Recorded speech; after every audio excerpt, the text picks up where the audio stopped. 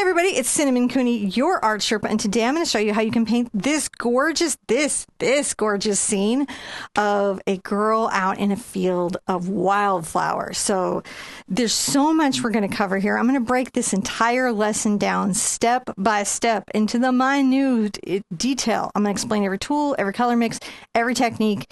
You're going to be able to see everything. And to help me do that is my husband, John. Hello. So he makes sure that as I'm demonstrating these techniques and explaining these color mixes, that you guys can see that because we have several cameras and multiple angles, and we also have zoom. And what I find is if you guys can see what I'm doing and I can explain it, you can duplicate that for yourself at home. Now, this is part of Acrylic August. What is that? That is a 31-day painting challenge where from August 1st to August 31st, I am releasing a new video every day for my community to do a daily painting. Now, you don't technically have to do it in August, and you might have found this painting at a different time. You can do Acrylic August, which is normally Acrylic April, but I couldn't do it in April this year. You can do it any time of year. And really at any pace. So if you're here and you're doing Acrylic August with me, I want to give you guys a gentle reminder to not be hard on yourself. Don't be like, if you're not on the exact same day, don't be like, I'm behind. You're not behind. You are painting at your pace, and that is always perfectly on time, right? And as long as you're giving it your best to paint every day, you're winning. You're totally winning. But remember, this challenge has to fit in your life as well. So if you've got something going on and you've got to put it down for a week, that's okay. Nothing bad will happen. We will be waiting for you when you're ready to share your paintings, when you're ready to keep continuing on. Now that I've explained what this is, I want to let you know also in the description below, there's some extra information, including the free traceable, which is really helpful for this particular painting, color mixes, timestamps, link to the website, everything that I have here that I'm going to be showing you, I have in my art store, all the materials and tools and brushes and things. And that's also in the description down below. So you can find all those things down there. I like to hide them in the description, don't I, John? It's true, you do. I do. I like to hide so much information in the description. So knowing all of that, there's really nothing for you to do but get your paint, get your brushes, come back and meet me at Diesel right now. We're going to paint this. So for today's class, I have the materials. I have an 8x8 canvas. On my palette, I have the colors burnt sienna, phthalo green, yellow ochre, cad yellow medium, cad red medium, quinacridone magenta, ultramarine blue, phthalo blue, Mars black, titanium white, and right here is the satin glazing liquid. I really like that because it's going to slow down the drying time on my paint and allow me to extend the colors, and I do that sometimes when I have a really dry studio or I don't think I'm going to have good blendability. The other thing I suggest that you get is the free traceable from my website. Again, the link is in the description below, and that will help you if you are not up for drawing the figurine today, and that is completely okay. That's why we provide the free traceable. All right, let's hop on into the first step. Step one. It's going to be fun. I'm going to paint it blue. I'm going to take some ultramarine blue paint and just paint it blue. Now, I'm going to squeeze from the tube directly to the canvas because I'm a silly Billy. And I find this is interesting in the shorts. I like this. Actually, I like this little technique you do there quite a lot. Yeah, it's a silly thing, but I like doing it. Then I'm going to mist it with some water. And then I'll go ahead and spread this out with a 1-inch oval mop. I'm just painting the whole canvas blue. We're just going to start with a nice blue. A nice blue. If you want to, you can paint the sides at this stage. If you feel like it. Can be streaky blue, by the way. This is an underpainting. It's an acrylic ground. So it's just making sure we have this depth of blue. I like to do this. Why do I do this? Especially on something where I have a blue sky. A lot of blue colors are transparent. And if you do an acrylic ground first, it will help those colors feel rich and deep, like they are just something that you can look into. Gemmy is the word I'm looking for. So once you have that put out where you like it, I'm going to rinse out my brush and dry it off with a towel and put it to the side, because what do? We take care of our brushes, because that's the number one thing we can do to save money in our painting is not let paint dry on our brushes and wash them after every session. I'm going to take a hairdryer and dry this. If you're watching at the premiere or you're watching on the replay, how you do that is while you're drying, you hit pause. And then when your painting is dry, you hit play, and that way we're still working together. So I'm going to dry my painting, you dry your painting, and when we come back, I'll show you what we do next. So now I'm going to get some glazing liquid into the same brush. This is my 1-inch oval mop. If you don't have glazing liquid, you would want the brush to be damp enough, but not too damp.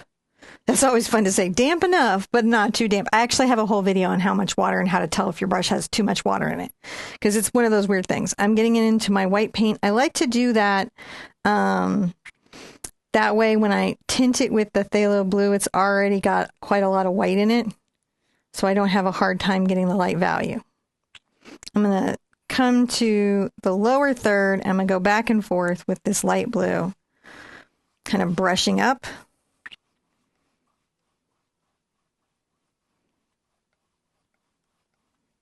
Okay, I add a little more blue into this mix, so it's a little more blue. Always get more glazing liquid if we need it. And you can see the blue underneath really helps keep this very blue.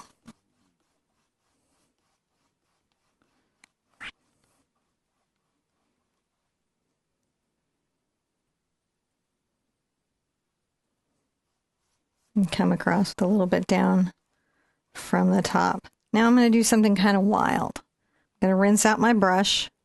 Rinse, rinse, rinse. Thoroughly, thoroughly rinse. Completely clear. And I'm going to make a very light green. I'm going to take a little of my burnt sienna over to my phthalo green, and I'm going to make my base kind of green gold color. And then I'm going to get a lot of my cad yellow into that. Maybe even a little white. I'm going to come underneath here, and I'm going to blend a little bit of that green into that sky background. I might come in and get a little bit of my burnt sienna and my phthalo green and make this very bottom dark.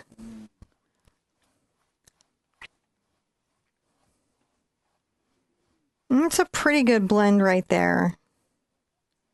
But I'm going to come over it very lightly with my brush and make sure that it's a little bit faded, transitional.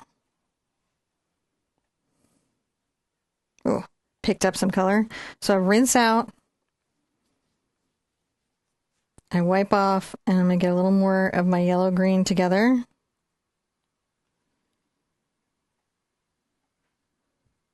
Glazing liquid if I need it.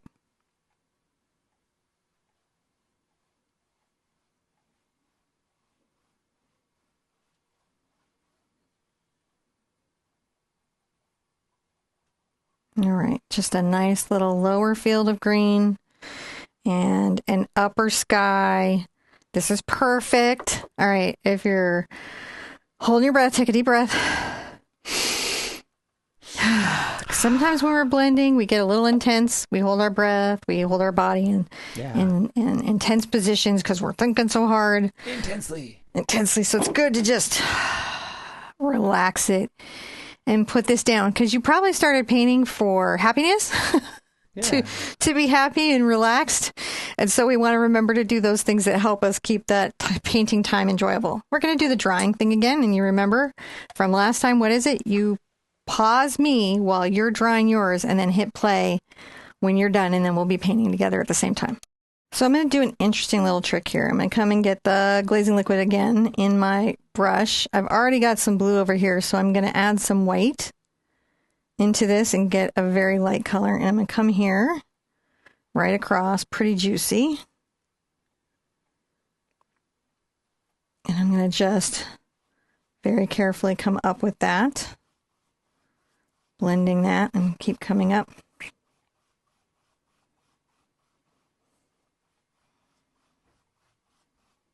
You can always get a little more blue from the top down. It's very similar to what we've done before. We're just making sure our sky is there. Now I've got to do this quickly because I need this to be wet. Very much need this to be wet. So I'm going to take a little bit of my burnt sienna over to my green again. Get a lot of yellow into it. Maybe even white if I need to, because this is distant. Come across here.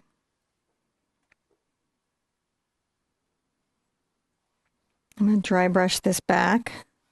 Doesn't have to be blended because we're having such nice things. And now I'm going to do this interesting thing. I'm going to take my Filbert grainer. This is my 3/8 Filbert grainer. I'm going to grab some glazing liquid. And I'm going to come here and brush up and down along the line. Oh, that's pretty nice. See how we're creating a little distant kind of grass line. If you don't have this brush, you could use a Deerfoot stippler. You could use your number 12 round blender. You just want something that will give you a nice soft fan would work, soft fan brush. Now, if it gets where it's not doing the blend, then I'll come back with a little more that. Rinse the brush, get more glazing liquid, and make sure we're coming across making that soft blend. Can always get a little bit of the blue.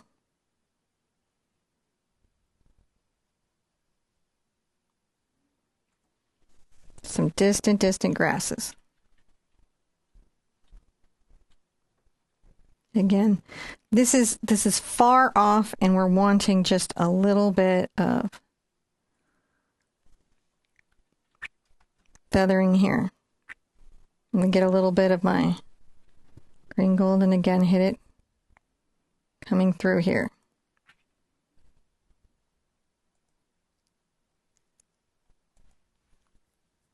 So it should be soft and subtle, right? It should be something kind of soft and subtle and very blendy.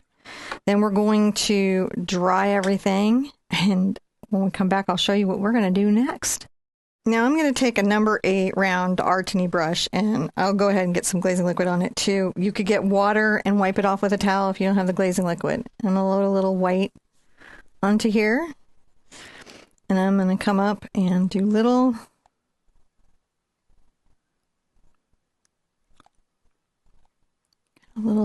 stratus patterns.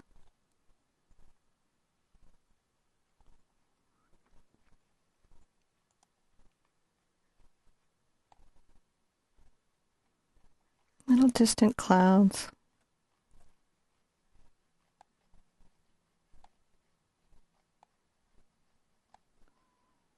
Just below them. Just a little bit of airy little clouds. That one got a little big on me, so where it gets big, I'll just... I like those clouds. Kind of work that one out a little bit. Up and down.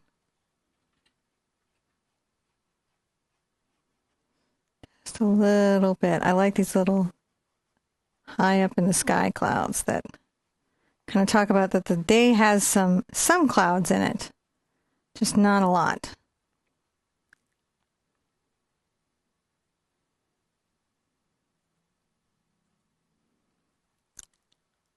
Sometimes we feel like when we're doing clouds, we've got to do these white, puffy constructions.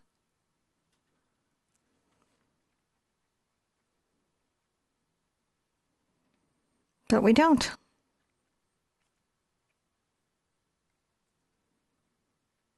One of the things that you can do is you can look at science charts of all the different types of clouds.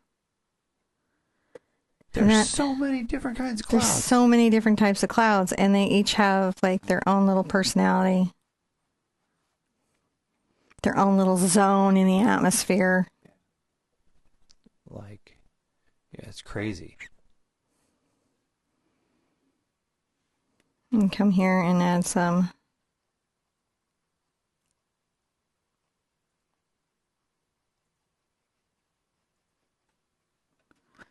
just pulling in light little clouds on a sunny day.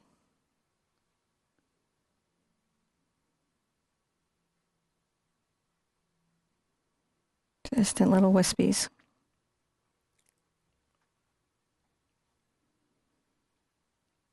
Just a little bit of white, and just my brush pressure is super light. Now this is one of those paintings, if you hate clouds, you can leave the clouds off. But I actually think that this will give some interesting and something different for us to like think about.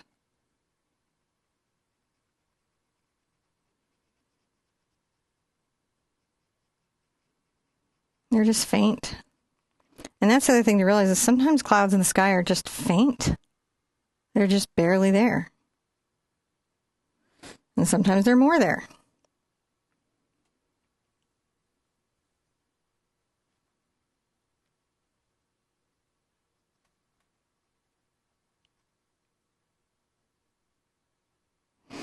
I can always come back with a little bit of my background sky color.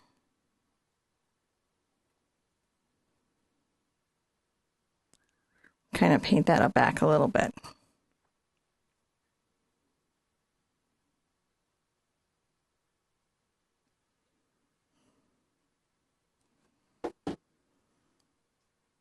Play, play, play.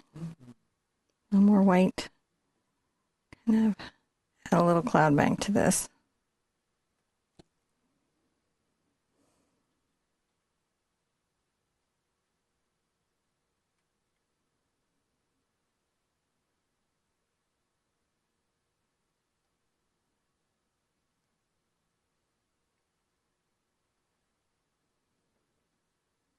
Just light and airy. Just a little distant kind of clouds.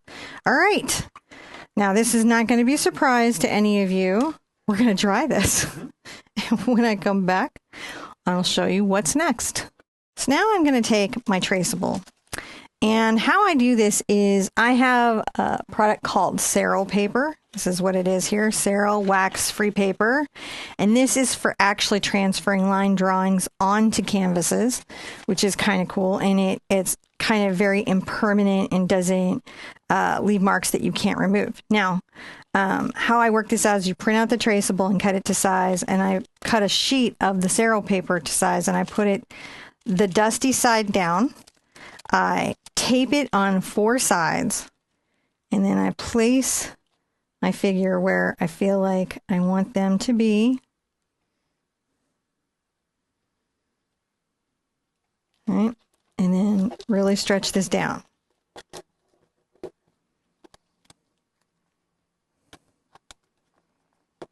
Now, if your canvas is warm from drying with a hairdryer, if you were using heat, one of the things that can happen is that the acrylic is then soft, and so when you use the transfer method, it can actually leave grooves in your painting.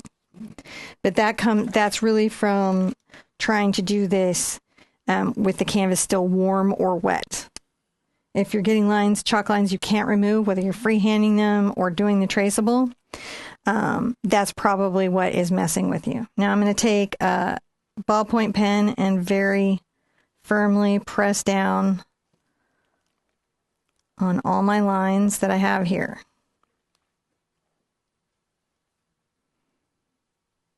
We have done a girl walking away, I think, in these work, like something in this line in Acrylic April. Like every time. I even had like a girl riding away on a horse. Yeah, it's true. It's a common topic or theme for me. Started with the girls walking in the rain and then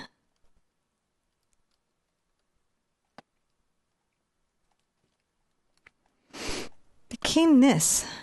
Just going along here. So if you're pressing hard enough, what will happen is white lines will be left behind everywhere that you press down with the pen and drew.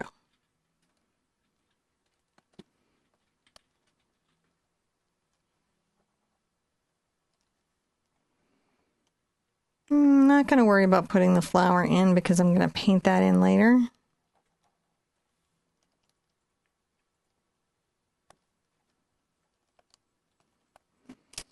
Now I'm going to check, see if it worked well enough. It looks like it worked just well enough. It's going to be a little hard to see in a couple of places. So what I will do is I will be doing an underpainting of her, and that will help her show in a little more. Right. Right. but you can kind of faintly see the lines there. It's like a little ghost image. A little ghost image. And that's okay. Yeah, just a guide. Just a little guide. All right. So once that's done, let's do the next step. Step 6 is painting in the underpainting. So I'm going to take a little bit of my burnt sienna over to my yellow ochre.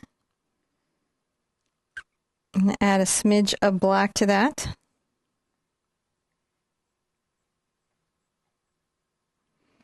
And I'm going to paint in the hat with this color.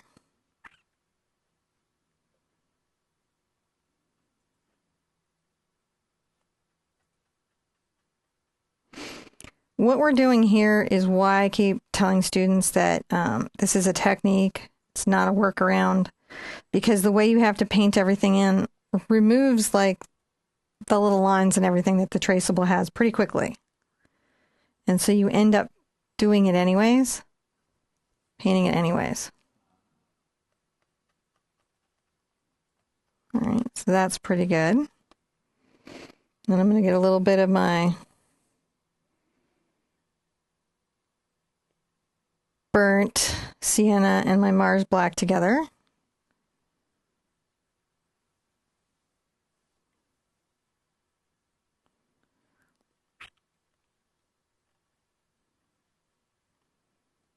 Now I'll be doing this a couple of times, so we'll definitely get the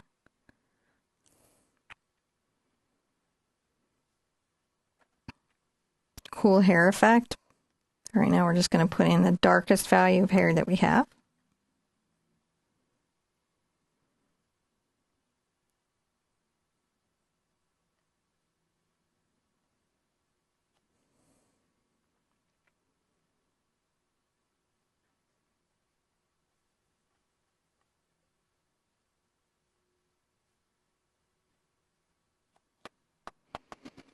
Okay, I'll rinse out. Then I'm going to take a little bit of my yellow ochre over to my cad yellow. I mean, not my cad yellow, my cad red. Smidge it. Smidge a little cad red in there. Take a lot of white.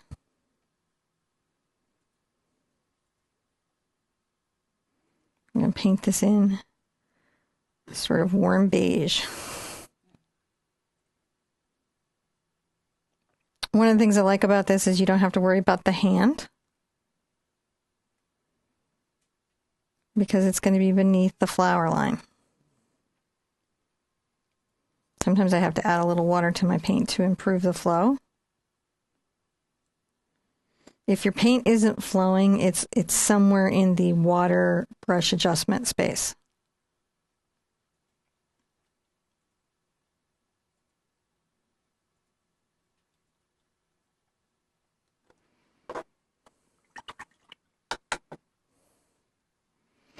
Then I'm going to take a little bit of my cad red and quinacridone magenta. Mix these together. And then smidge a little of my ultramarine blue in.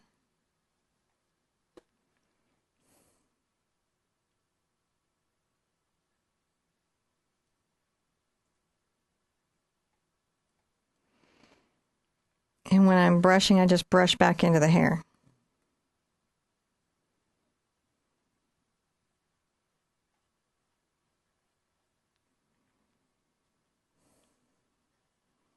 So this is kind of a burgundy color. It's a good color. It's a good color.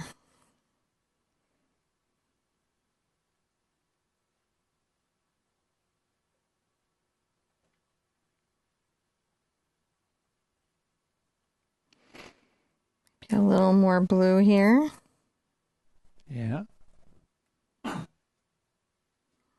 And a little more blue right under the little shirt jacket.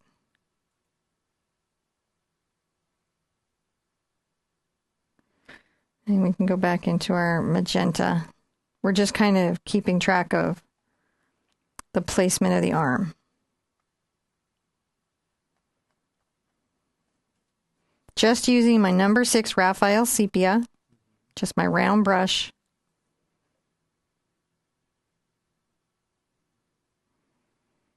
Painting in the underpainting.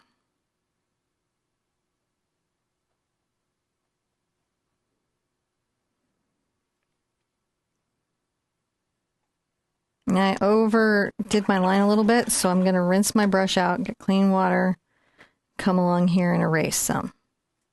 See how I'm doing? I do. Subtractive. So if ever you have a little boo-boo, you can do a lot. I'm going to just bring the magenta and the cad red here.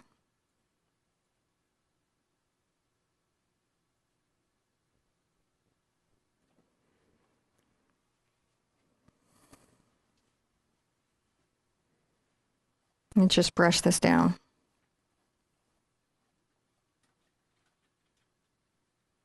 I like to have a little curve to the stroke. And so on the left side, it curves a little left. It goes a little straight towards the center. And then on the right side, it curves a little right. That's just an invisible little thing you can do to give form and shape.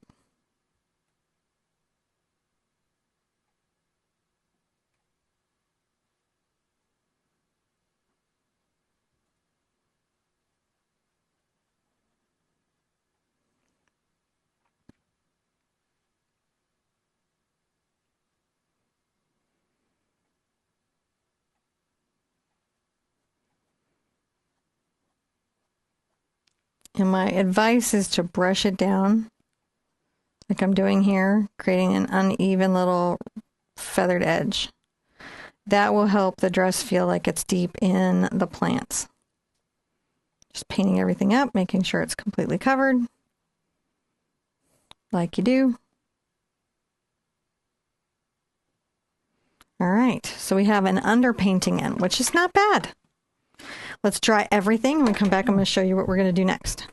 So I want to continue on working on the figure. I'm going to take my number 6 round, and we're going to start painting in the skirt. I'm going to take a little of my Quin Magenta and my Cad Red together, and some titanium white. Gives us our pink. Brush this off here.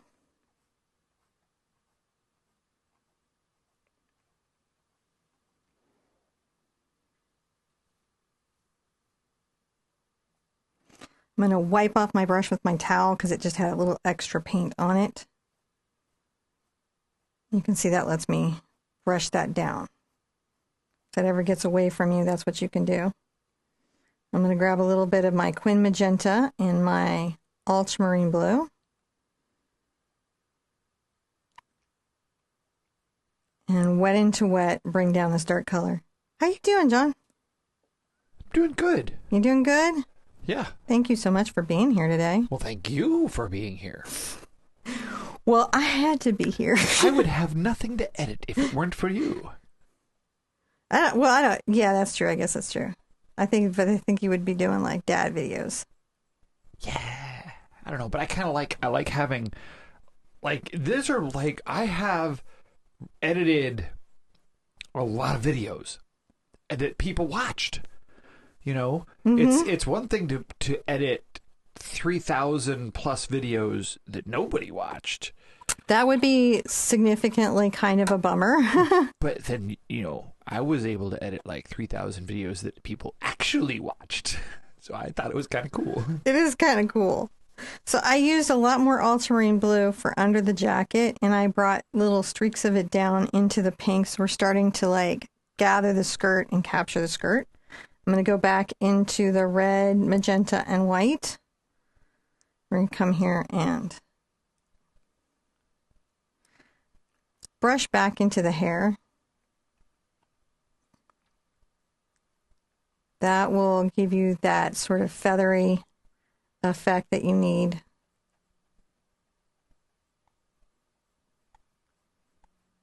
Coming through here. Now again, I'm going to get into my ultramarine blue, which kind of takes this more into a purple. I'm using that kind of as the shadow. And I'm going to cast kind of a triangular shadow right here.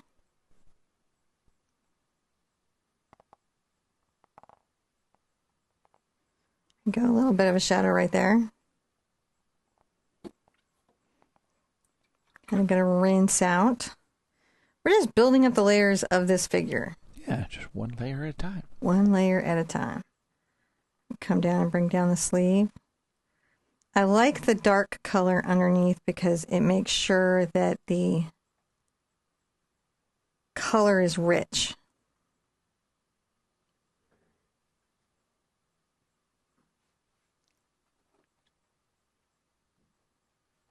Now, interestingly enough, there is a shadow down the front, so I'm going to grab a little more ultramarine blue. Start to think about that shadow coming down the front.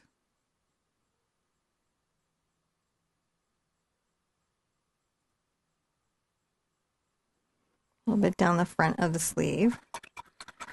Okay, so we've got kind of another layer going in, and that's looking pretty good. I want to dry this before I do anything else, so let's call this a step. As we're kind of slowly working we're sneaking up on our painting. We're going to sneak up on it. So let's try it. Yeah. Shh, we're painting. I want to add some detailing on here. I'm going to grab a little more white over into my dress color, making kind of much more of a pink. I'm going to load that on the toe of the brush, and very carefully coming across here, I'm going to make a little sort of like band. I'll have to glaze that back into shadow.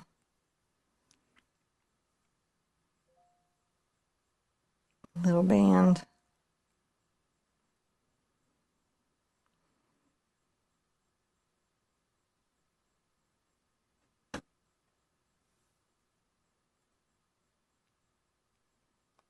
So these are, I'm going to come down the shoulder with that same pink for the patterns on the dress.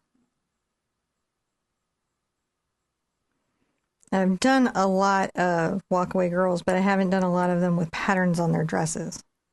Yeah? Yeah. That's true. Come down here and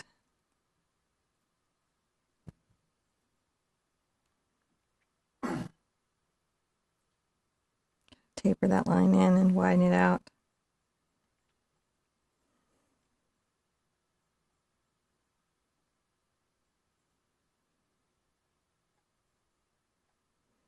Just taking my number 6 round and making sure we've got little stripes of ribbons.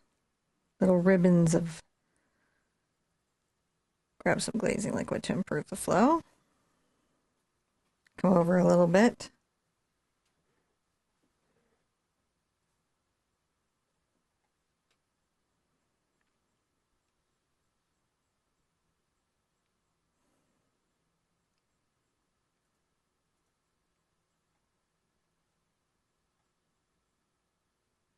And again, a lot of this will be behind flowers. So it's important to think about that it's going to be behind the flowers.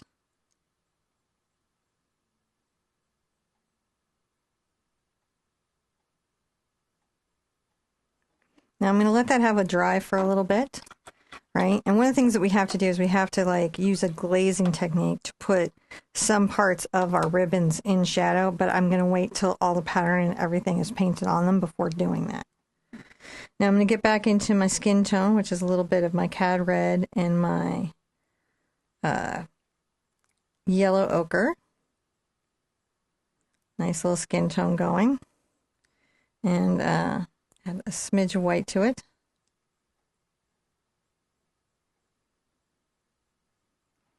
So I'm going to come down here. This is a little darker than the original skin tone. It's about a shade.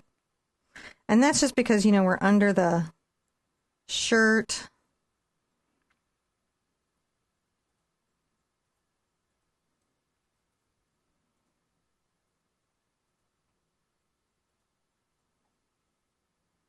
Coming down here.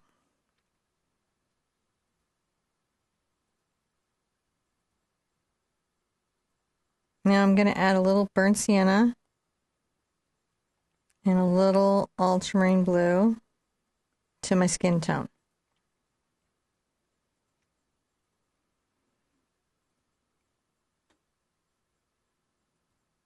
Come under the sleeve.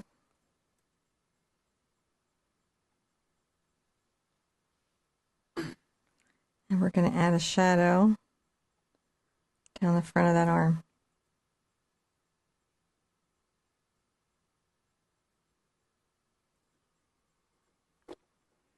I'm going to rinse my brush out, wipe it off with a towel so there's nothing on it, it's clean.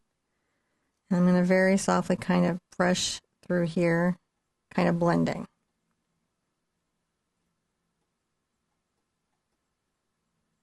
Back into the lighter color, just making sure it's sort of a soft transition between the two.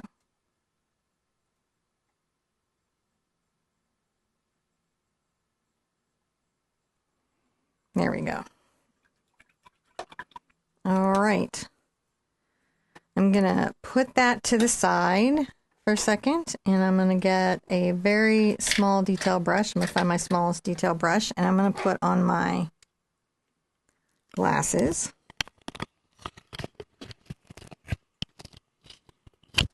Oh, God, I'm caught behind my glasses. Okay. I'm going to go ahead and get my brush a little bit wet, and I'm going to grab some white.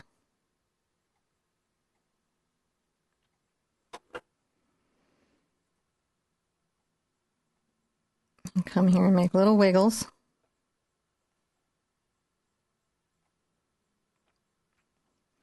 When you have a complex pattern on something, and it's at a distance, one of the things is a lot of times your eyes can see something that looks fantastic for your eyes, but won't look particularly great on a painting, right? It just wouldn't translate. It just wouldn't translate. Like, you don't got to paint the trash cans next to the cute rustic mailbox that you found. Sure.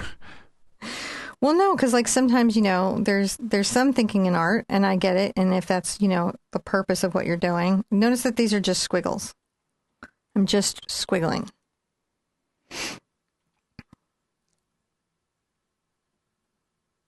Little squiggles. But by doing this little patterning and then coming through here, it will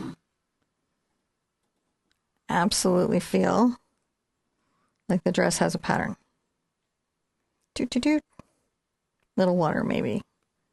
So I'm bringing a drop of water over, even on this brush, to sort of thin out the white paint. What's the other thing I could do? I could use the fluid white acrylic. But I like to change up what I do in paintings. That way you guys are always learning something different.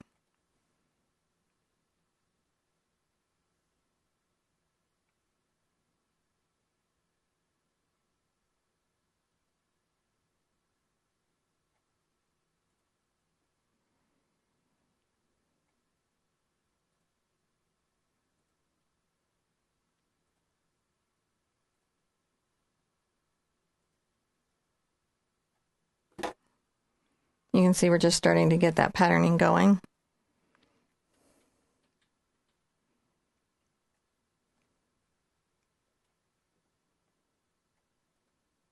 I got a little bit too patterny there.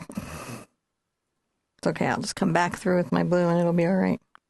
Sometimes I just get so like relaxed into it.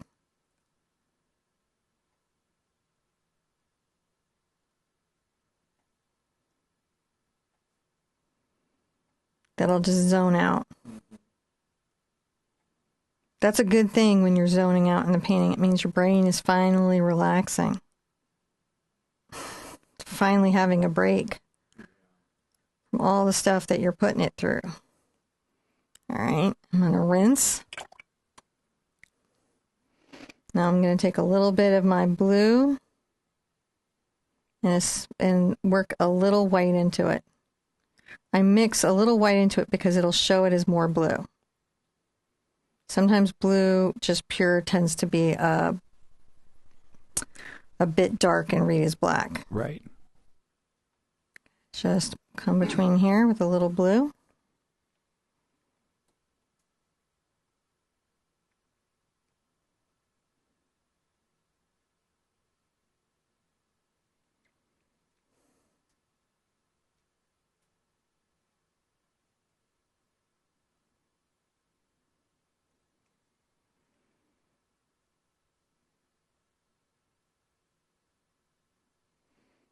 Just bringing the blue through.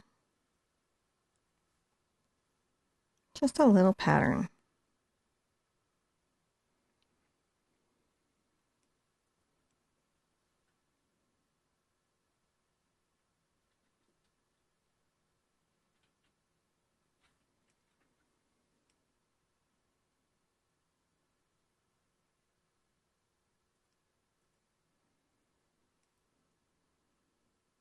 And again, we'll put the little ribbons in shadow with the glaze technique later. That will increase the dimensionality of everything. It's looking pretty good. Okay, let's try everything, and when we come back, I'll show you what we're going to do next. So now I'm going to switch to my number 0 Raphael Textura D brush. If you don't have this brush, you could continue on with your round brush. Or a filbert or small filbert. I want a small brush that I can do some sort of dry brushing with. So that's why I'm picking this brush. I'm going to take a little bit more of my red and pink into the mix. This time I'm going to add a little yellow. And some more white. Mixing that in. There we go. Just getting some more white on there.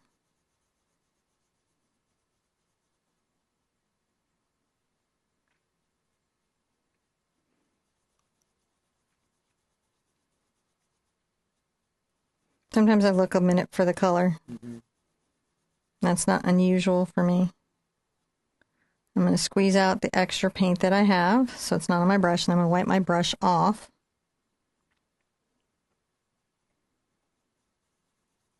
A little more magenta. Lighter, but still the dress color. Because we want contrast with the little stripies.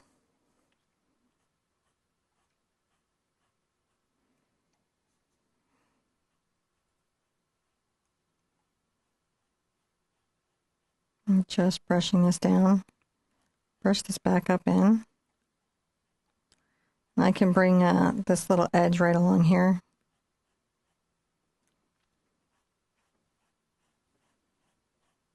A little bit across this back, a little bit of a highlight.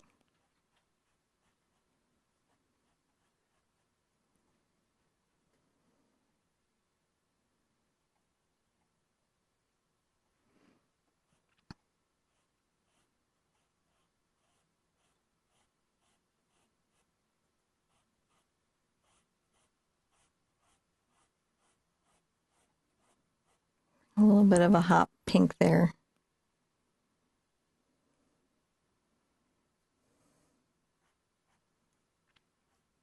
Again, this is a dry brushing.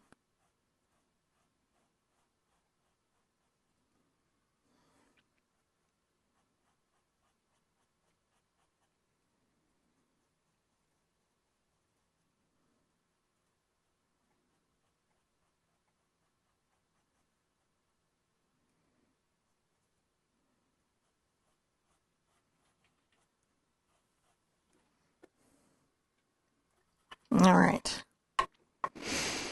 While that's having a dry, I'm going to put my little D brush aside, and I'm going to grab my round, and we're going to start thinking about our hair. And the first thing I'm going to think about is taking a little bit of my burnt sienna, loading it on my number 6 round.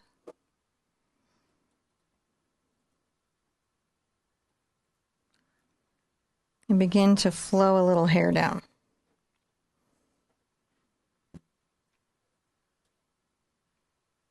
That's cool. Right? We're taking the brown over the dark color.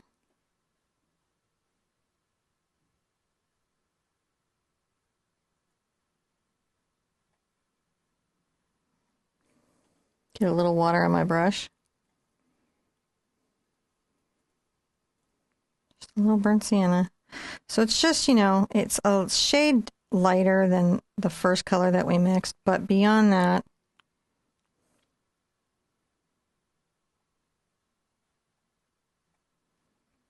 it's a nice base for her hair.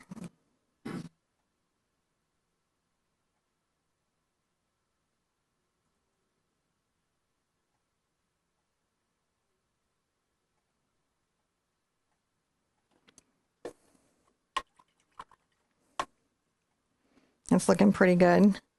Now I might get back into my grainer from earlier. If I can locate it. I've located it. Find it. I found it. 3/8 grainer. I'm going to go ahead and get it a little bit wet. I'm going to pull out a little yellow and a little red together. And I'm going to just take a little brown and mix that in.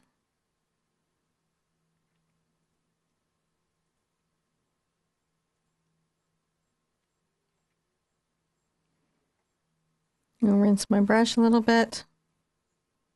Just make sure I've got a nice load on here. I'm going to sort of brush this out in a sweeping motion.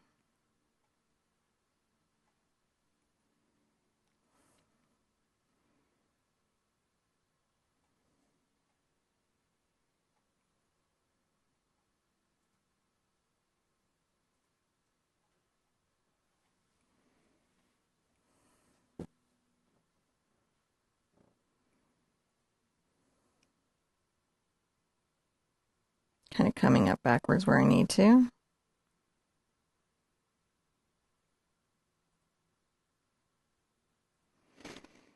And go ahead and grab a little bit of yellow ochre and cad yellow and mix a little bit of my light hair color into that. Might grab some white.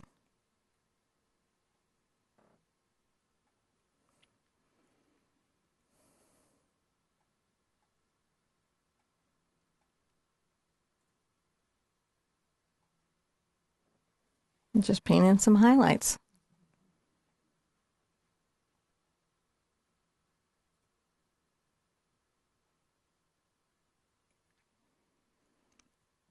Come here and paint back up the other way.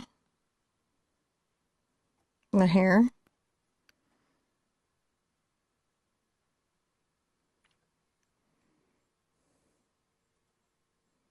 Add a little more yellow.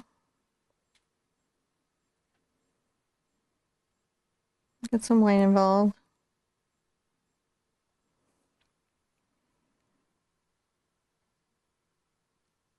I'm going to go ahead and brush a little reflection across the hair.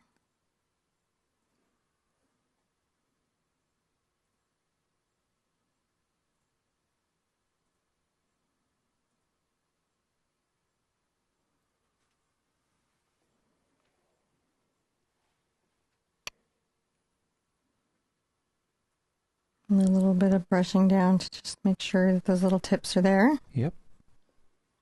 Can rinse out. I can always go back into my burnt sienna.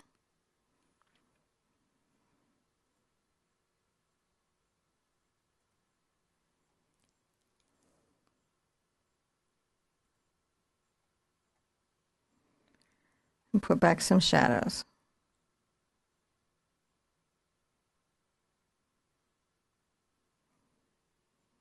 Some more highlight color and kind of come up here just to make sure that this part of the hair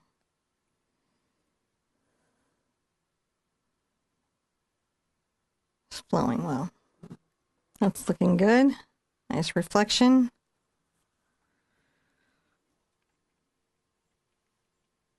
Grab a little bit of white.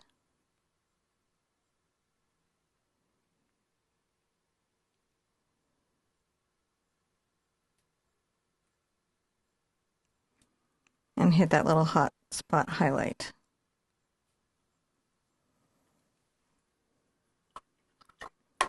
Okay, let us dry everything with the hairdryer. When we come back, we will continue on our journey. Okay, I'm going to continue on with my Raphael Texture debrush. I'm going to make sure it's clean, so I'll rinse it out thoroughly in the water. Make sure there's no pink pigment there. And I'm going to take a little bit of my yellow and my cad yellow together.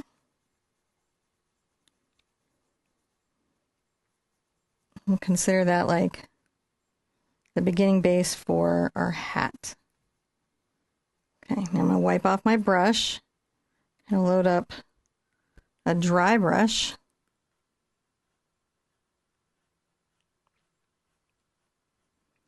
taking a rough brush stroke directionally following the hat. So my brush stroke curves with the hat. A little dry brush here when we get to the rim.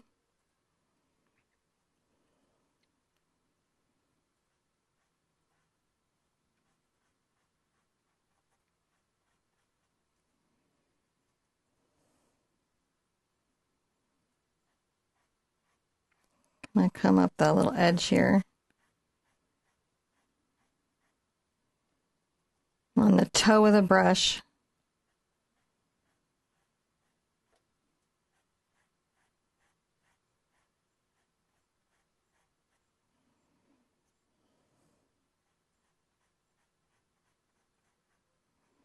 And we're just starting the dry brushing of this little straw hat.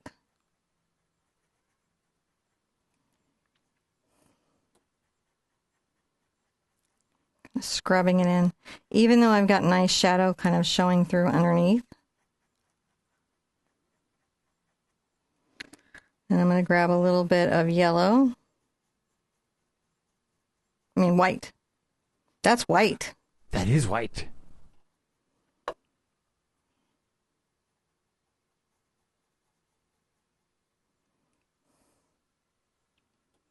Add a little bit of a highlight up here.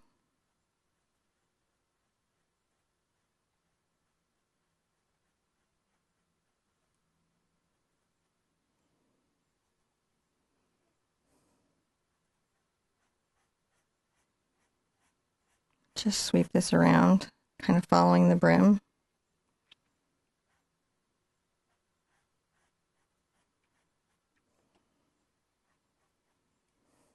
I'm going to go ahead and get a little bit of the original hat shadow color.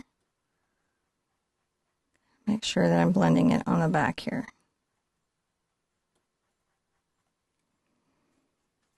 And again, the original was like yellow ochre, burnt sienna, and a little Mars black. I can always get a little more Mars black in there if I want to exaggerate this rim. I'm going to be putting a little ribbon here, I think. Or at least a flower, so it's nice to get those sort of begun.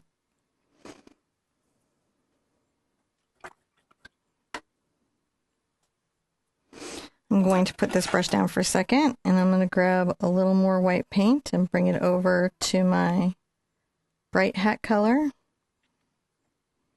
I'm going to wipe it off with a towel. This is my number 6 round, and I'm going to come in the front here. Put some awesome lighting on that hat. And put some awesome lighting. I'm going to just have it be very rough. The reason you want it to be rough is that, you know, it implies the texture of what's there. So I try to be multi-directional, like it's got a weave going on. And even here in the back where I have shadow, I just dry brush over that so it seems like it's all part of the hat.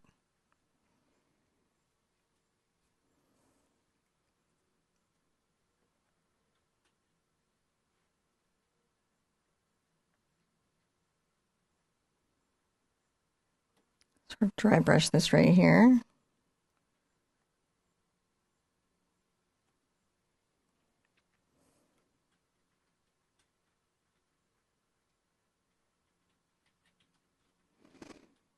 Just a little bit further along.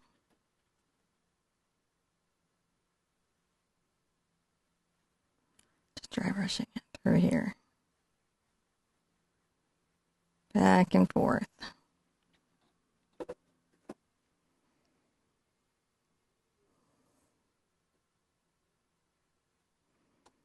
Gonna go ahead and get a little more white.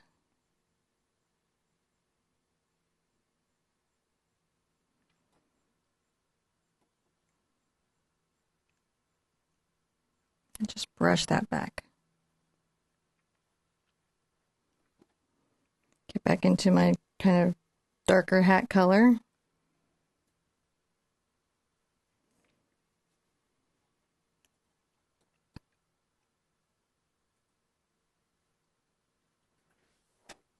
Just kind of brush that back in. So we're just sort of shading the little hat. Flip over, I've got a little bit of light there so I can kind of blend it in.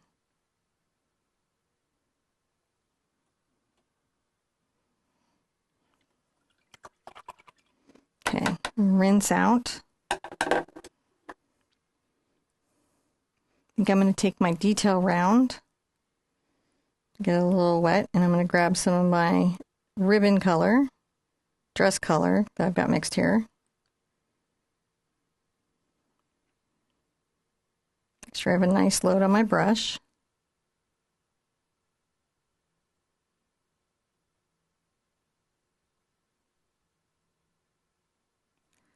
And just give the hat a little ribbon.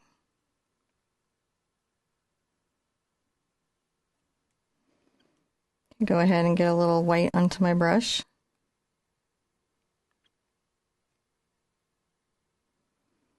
Come back the other direction.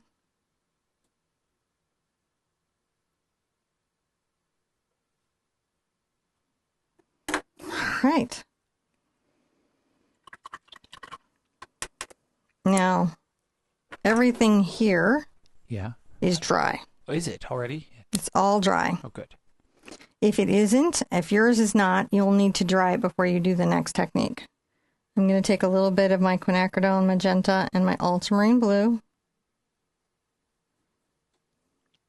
And I'm going to mix that into my glazing liquid. So what I have is a slightly transparent purple.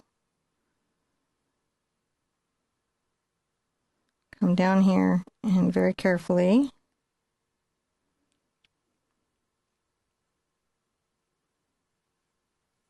glaze a slight shadow over that. Under here.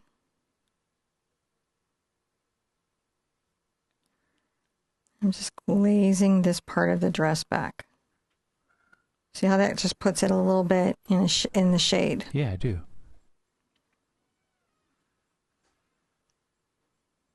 And just do some kind of coming down like the fabric is a little bit rolled or creased.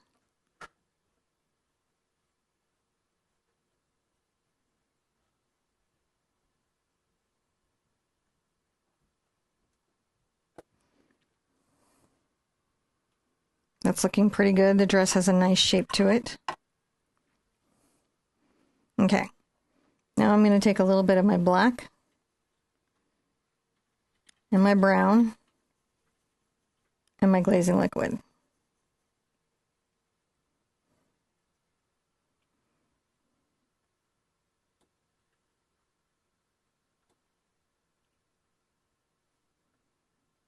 I'm going to glaze a little shadow under the hat.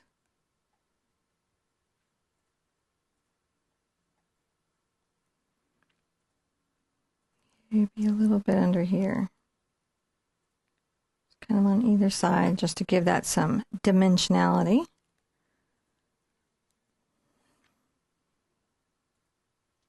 Go ahead and add a little bit of a shadow to the part of the hair.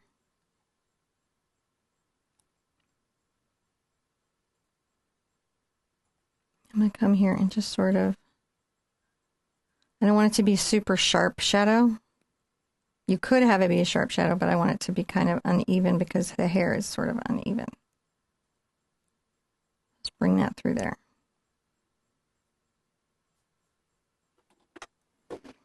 If you feel like you've got too much at any point, you just clean your brush, come back and lift back up. See how I'm doing? I do. Okay. There we go.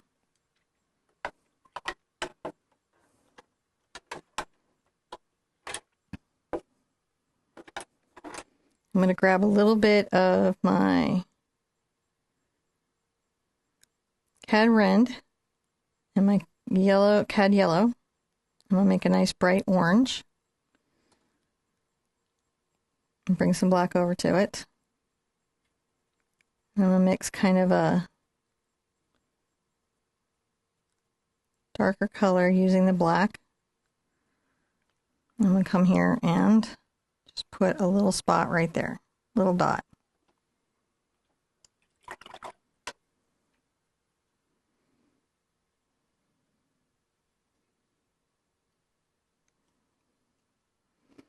And then I'm going to bring a little petal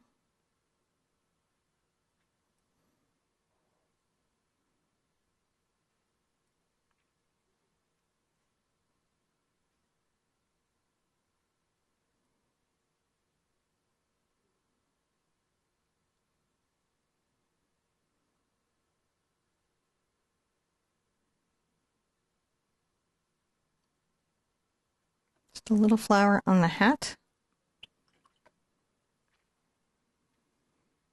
Grab a little bit of my bright color.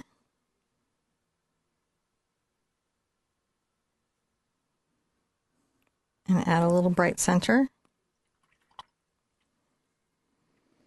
Get some of my kind of shadow glaze. And I'll just put a little shadow under the flower. Yeah, just add a little bit there. Just a little bit.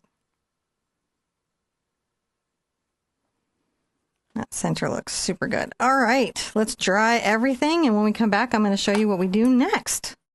All right, so I'm going to want to start putting in the ground, the flowers that she's standing in.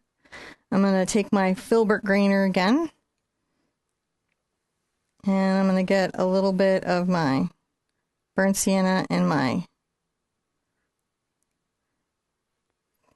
phthalo green. I'm going to wipe my brush off and take some over to my yellow. I want a bright color like what we had before.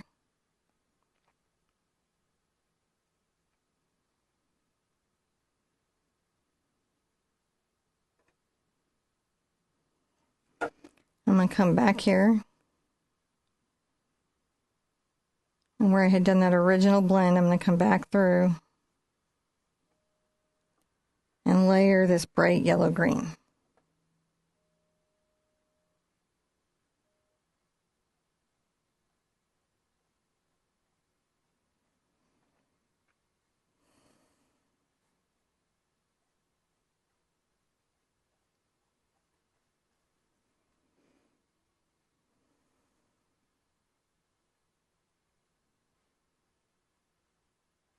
Bring the bright yellow green through.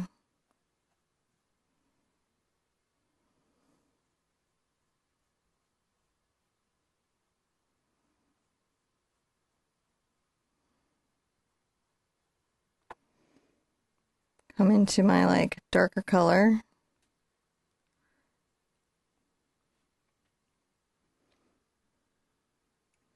Sometimes I get a little water in there to improve the flow. Bring a little shadow in.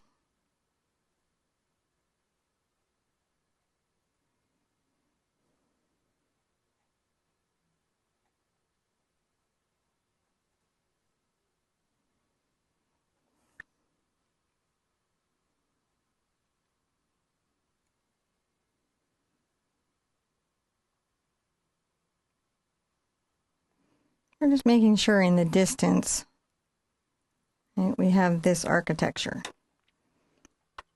I'll rinse out. I'm going to come here and get a little more green, burnt sienna, and a little water.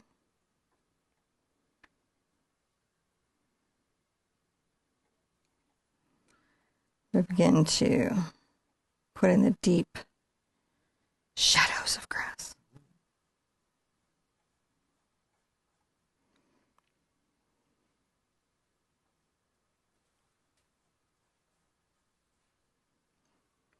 This is just that first layer.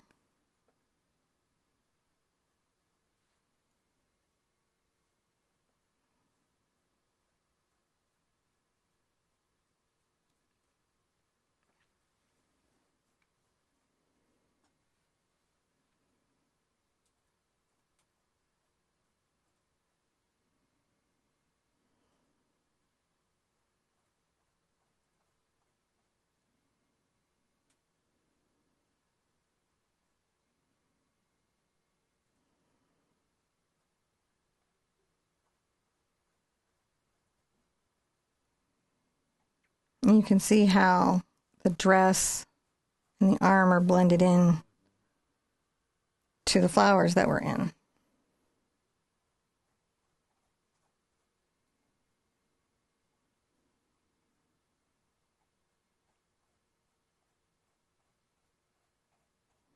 And I'm just making sure that I've got dark grass to make my bright grass pop.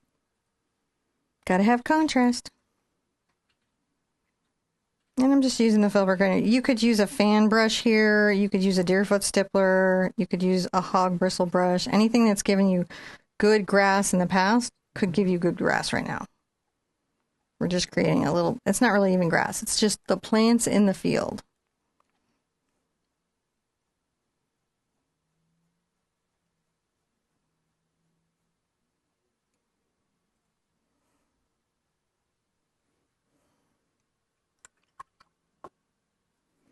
Go ahead and get a little bit of my lighter color grass right here.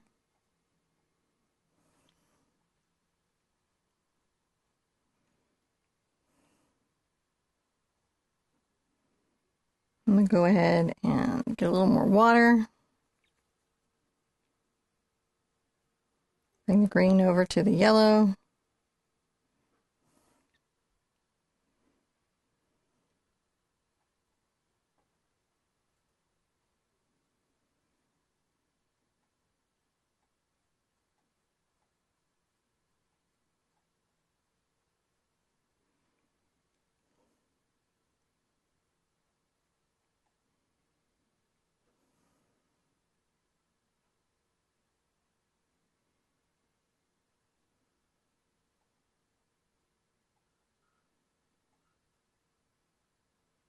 It's a good idea to bring some from the bottom so it looks like your world continues off the canvas. And it does. This is just, yeah.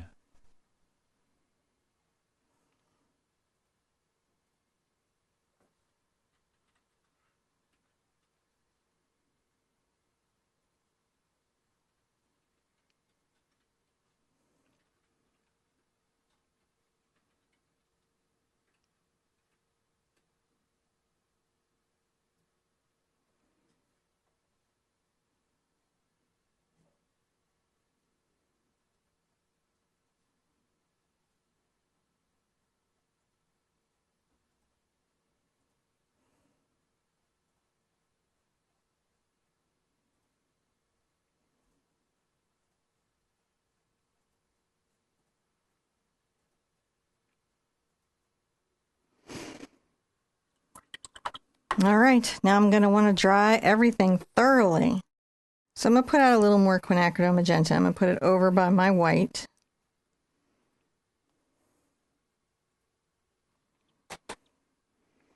And I'm going to grab my number 8 Raphael d'Artagnan round because I want to make scruffy marks. And I'm going to take a little bit of my quinacridone into my white and make a very bright pink. A little bit brighter than what's in the dress. And I'm going to come back here.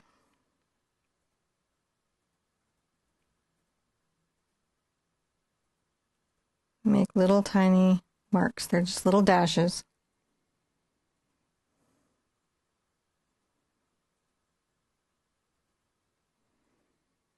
Some can be pinker.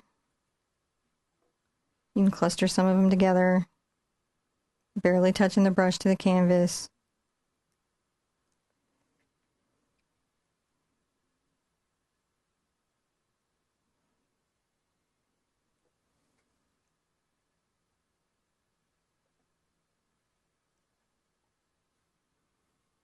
Just the beginnings of the flowers. Yeah.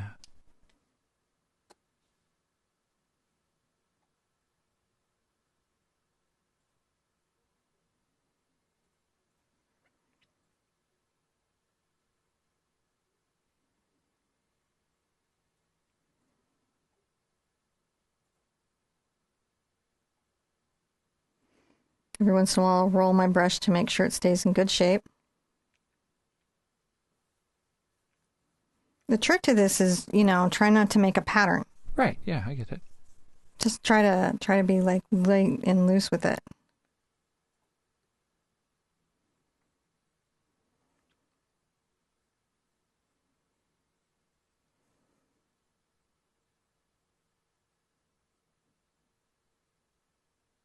Some marks are bigger and some marks are small. Sometimes you put them together in clusters. That's how we're going to get the distant little flowers in.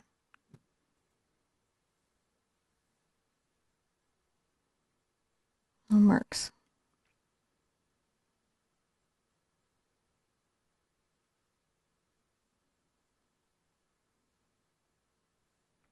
Not taking out all the work that I just did, by any means. The little grasses are still showing. Their little texture helps inform this.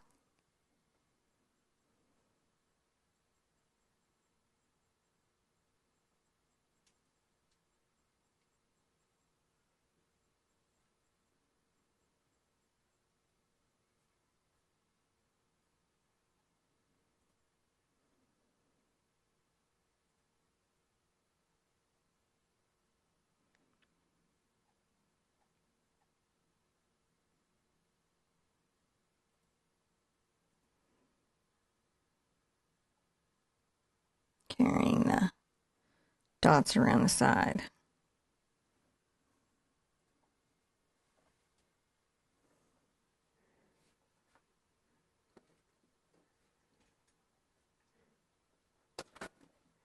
Maybe a little more pink. A couple spots, right?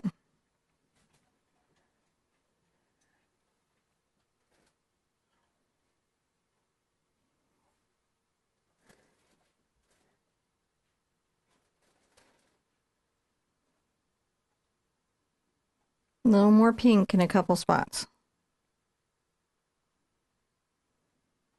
This adds that Yeah. visual complexity to the field of flowers. And then a lot more white into it.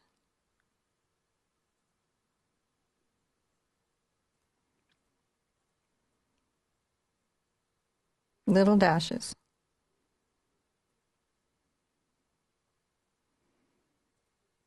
You got this. Like, I know this can be a lot on the brain, but you got this. Yeah. You guys at home, you have it. I know you can do this. It's just a bunch of little dashes. You have that handled. You're amazing. You're smart. You know what you're doing. Yeah. You got it. Just dashing away.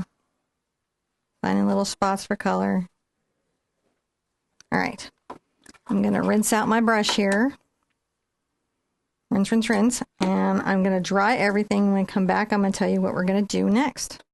So now I'm going to take my number 6 Raphael Sepia round, and I'm going to go ahead and get a little of my quinacridone and white together. Load that up. And up front, I'm going to do slightly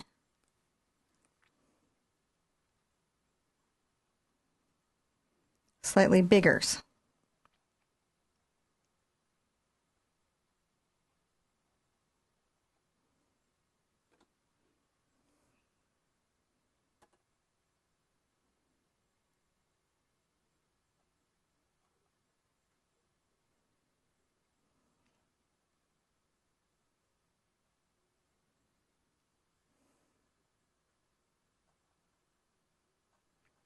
Just making a little shape. Because a lot of times when we paint flowers, we're just painting the overall shape of the flowers.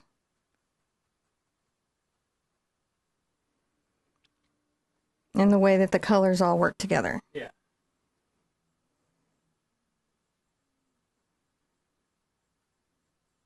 Believe in your bloop. Your bloopy flowers are valid. I believe it, yeah.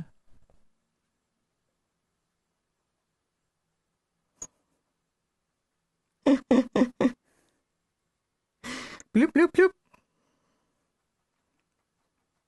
I forgot to do grass today. That's okay. They can in the video do that. Usually when I paint grass, I go grass. But I think I'm just so focused on today's painting. You might be focused at home as well.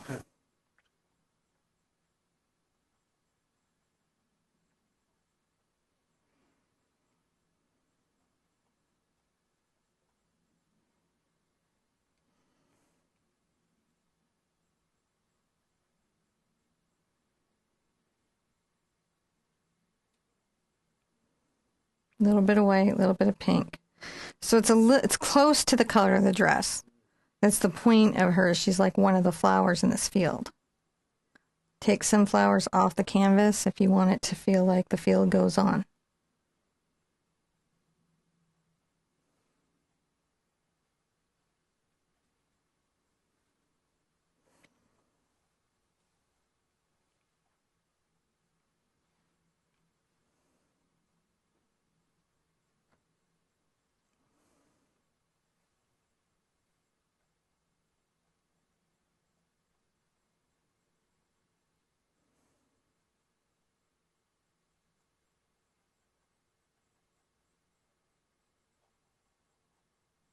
Bloops.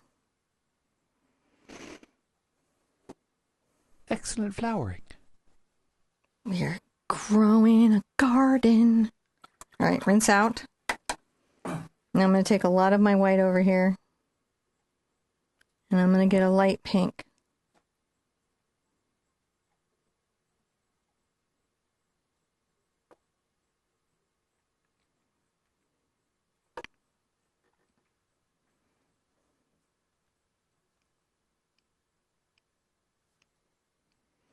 And I'm going to paint some light pinks in with the dark pinks.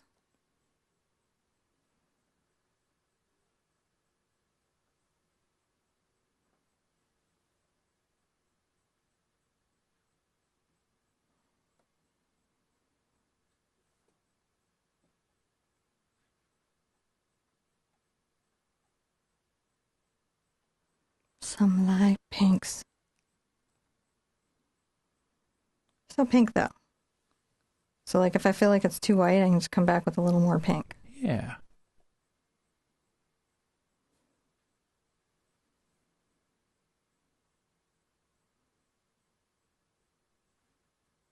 Light pink is still pink.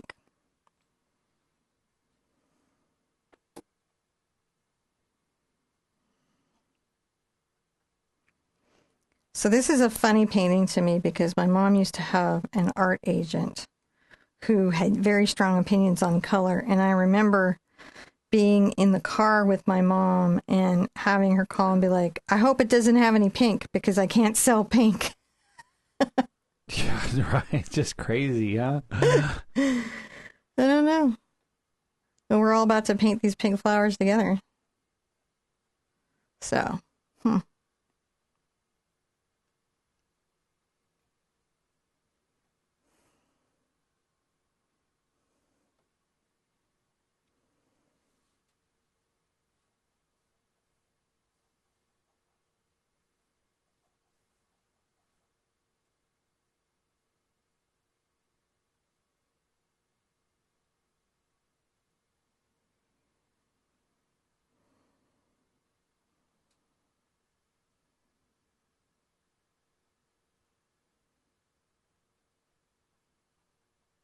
okay.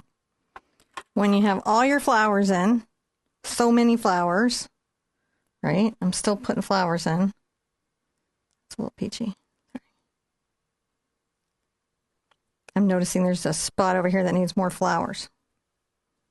So that's a thing that you do is like go through and make sure that what you have is what feels like a very full field. Right, yeah. Full field. Absolutely full field of flowers. Now I'm going to draw everything, and when we come back, I'm going to show you what we do next.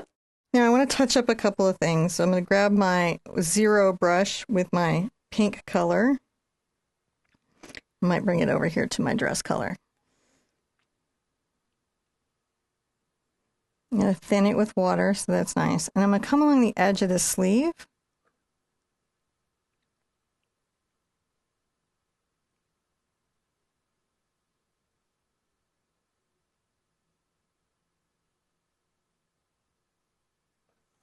Just because I wanted that to feel a little more finished. Yeah, just a little trim there. Little trim. I'm going to grab a little bit of my black and my glazing liquid.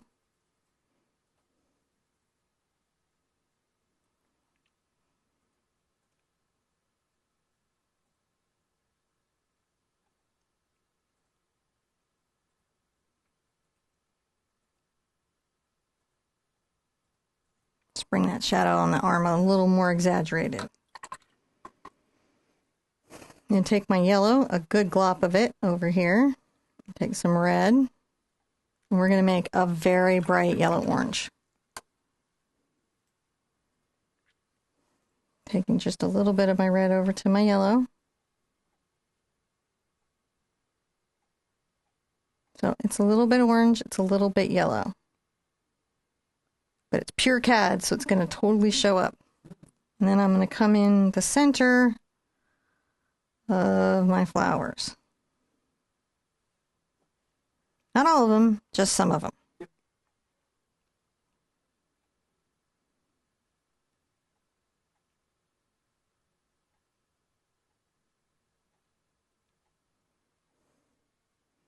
Probably most of them, though.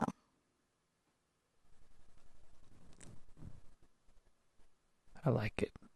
Just little yellow centers. You can even like imply little yellow dots out in the back if you want to, like little faces that are showing. So that's a thing that you can do if you want to take that extra time.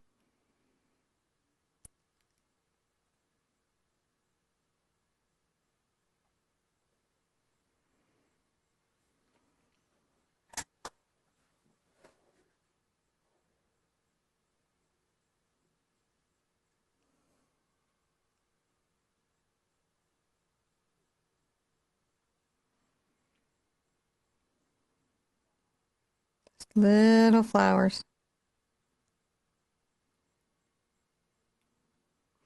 Is it me, or am I just like having a moment in my life here, John, or do I hear a cricket? I don't know. I don't know if you hear a cricket. Can you listen and see if you also hear a cricket? I hear children laughing off in the distance playing games. I won't be too worried about that then. And there is an open window. It could be cricket. There are crickets outside. Okay. So that's probably it. There's probably crickets outside. Okay. I hear noises that sometimes John doesn't hear anymore. You're getting old, man. But sometimes John hears noises that I don't hear, and then I like to also verify if I'm hearing a noise that I didn't expect to hear. Little flowers. Just a happy little flower painting, man.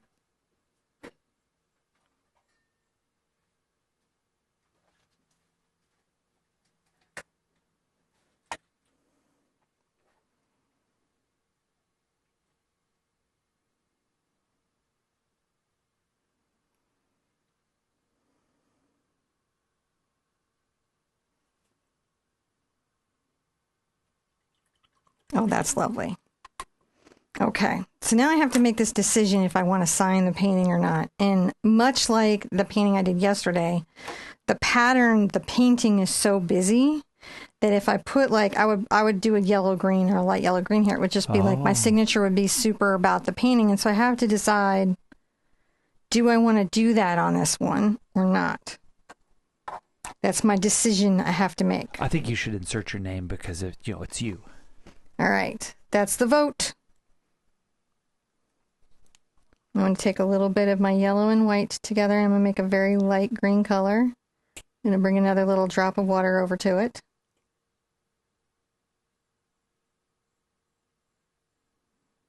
Roll out my brush so it doesn't have too heavy of a load. And then I will just go ahead and put a tiny little signature here, which hopefully does not disrupt the whole painting. It can, and sometimes it doesn't. I don't think so. I think it's going to be okay.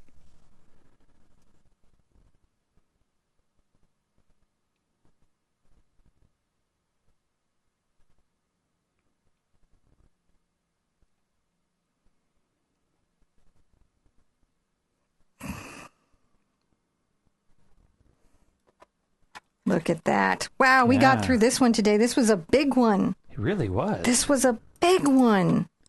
But this one taught a lot of skills. A lot of your skills are starting to come together and blend in and layer so that you're able to take on more and more and more.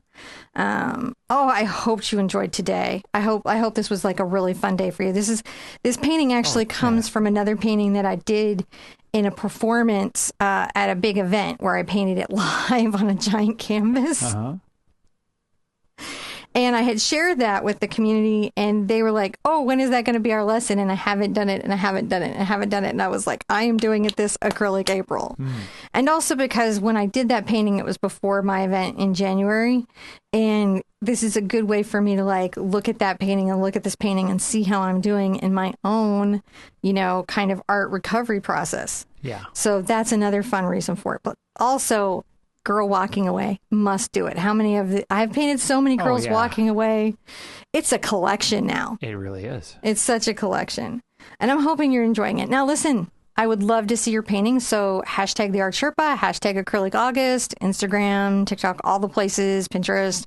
On Facebook, I have a group, Acrylic April group, and it is a closed, curated group, like with approved posts and all of that. And it's just a great place to share your art from this whole challenge. It's like, it's free. Just go by and join. Yeah.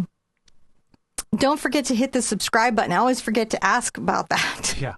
But if you're still here, you may want to subscribe.